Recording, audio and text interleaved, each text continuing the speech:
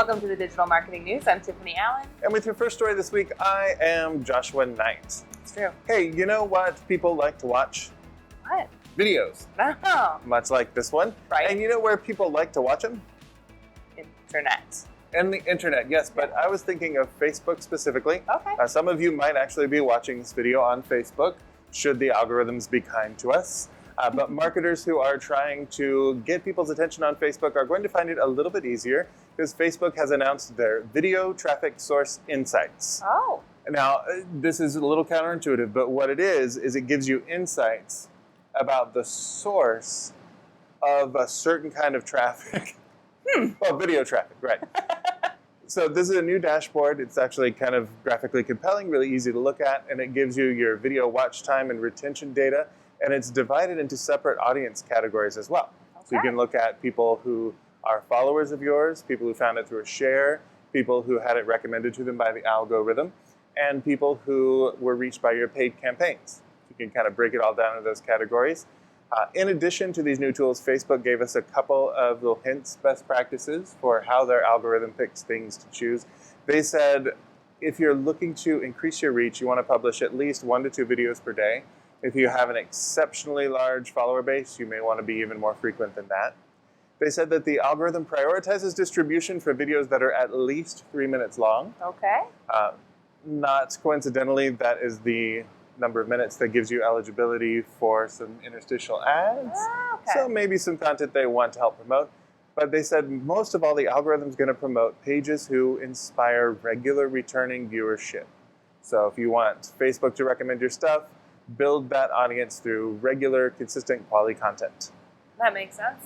I like it. Should we make 2 videos a day? Yep, 2 videos a day that are at least 30 minutes long.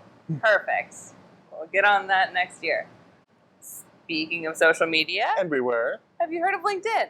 LinkedIn. Oh, they're that hashtag client of ours who's doing Precisely. super awesome in the world. Okay. Yes, they are. So eMarketer estimates that there will be 62.1 million LinkedIn users in the U.S. this year. That's quite a few. That's quite a few. So that they think will be growing by about 4.2% next year and 3.3% in 2022. So that would be 66.8 million users by the end of 2023. Sorry, I forgot to carry the 7. Yes, 66.8. You're right. I can tell you, we're doing the mental math. So that's a fraction of what we have seen, of course, on Facebook and Instagram, but it is much more targeted for B2B. So for B2B marketers, folks who want to connect with their professional networks, it's still definitely the place to be. And seeing that healthy audience growth, especially as we're doing weekly reports on diminishing returns in audience growth for other social networks, it's a really great sign of health. Yep. And we should also point out that this is eMarketer revising upwards their estimation. Yeah. So given this new estimation, we may actually see faster growth than that. So Yeah. LinkedIn, turns out for B2B, it's a thing. You might have heard. You should go there. You know what also is a thing for B2B marketers, and we have kind of a love-hate relationship with, mostly love, I mean, come on guys, but Twitter. So Twitter, known for being great for getting your message out there, great for maybe fostering a little bit of engagement, maybe not so great for civil discourse of any kind. However, they do seem to be addressing this a little bit. So Twitter is testing right now some controls that you can have over who gets to reply to your tweets. Okay. So if you're a brand, say, that wants to start a conversation, you don't want to have a bunch of trolls jumping in on there and saying ridiculous stuff. Now you might, should these roll out wide, might have a few more options. So their first one is global. That's everybody, as we usually have. Anybody on another planet, not going to be able to respond, but that's pretty much how it is now.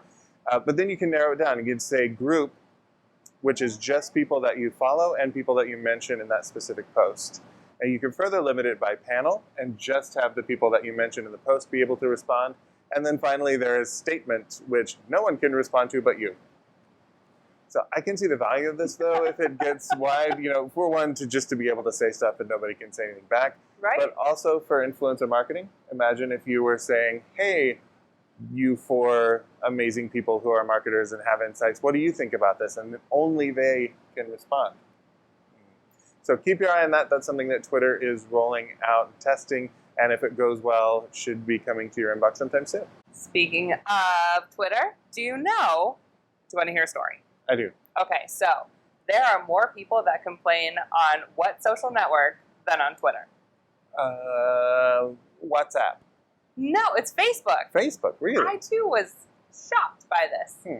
So a new survey from Who's Hosting This of 1,000 people showed that Facebook is the most often used site for complaining about a company. Twitter and Reddit are number 2 and 3. Right. Okay, so I might have dramatized that a little bit, but that's a little bit shocking. Complainers are most likely to get a same-day response on Twitter. However, of course, it's probably that thing of you think of when someone complains it's going to be on Twitter and you're ready to respond. A lot of companies have action plans for that specific situation.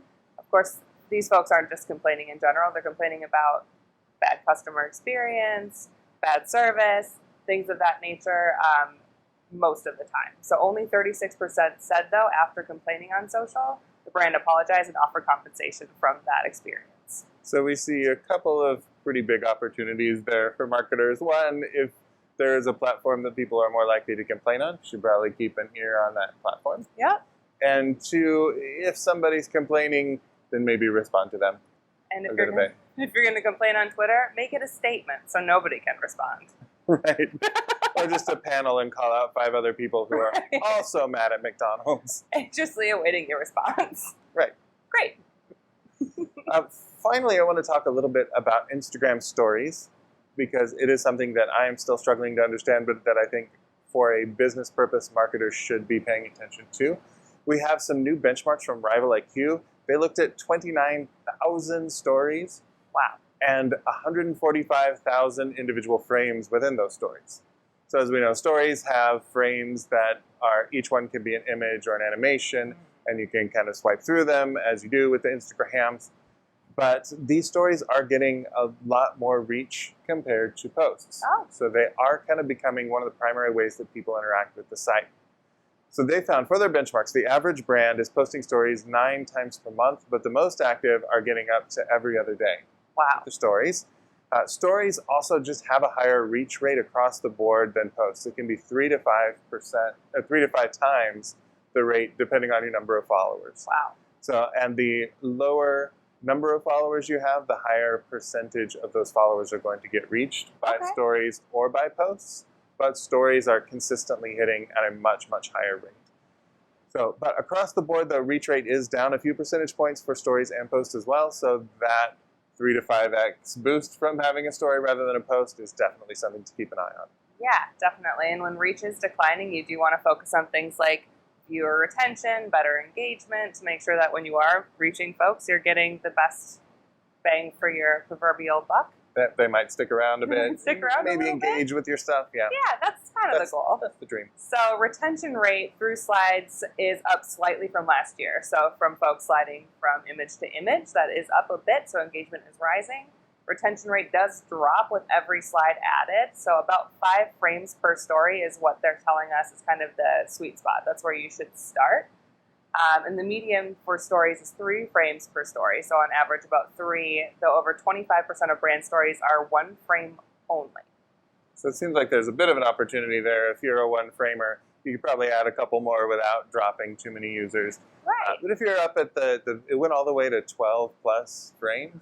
And I think that I speak for all of us when I say, nobody has time for that. I think that's how you get carpal tunnel, is just 12 stories you got to slide through. Yeah, it's too much. Those are all the digital marketing news highlights we have for you this week. We'll be back next week with more news. In the meantime, if you need some more, you can follow TopRank on Twitter at TopRank or me at Tiffani_Allen. That's right. You can find me on Twitter at Nitewrites. That's Nitewrites. And please do make sure to subscribe to the blog, to our YouTube channel. You can follow us on Facebook. You can like us on WhatsApp. You can find us on Friendster and MySpace and Orkut. And in the meantime, we'll see you next time. Bye.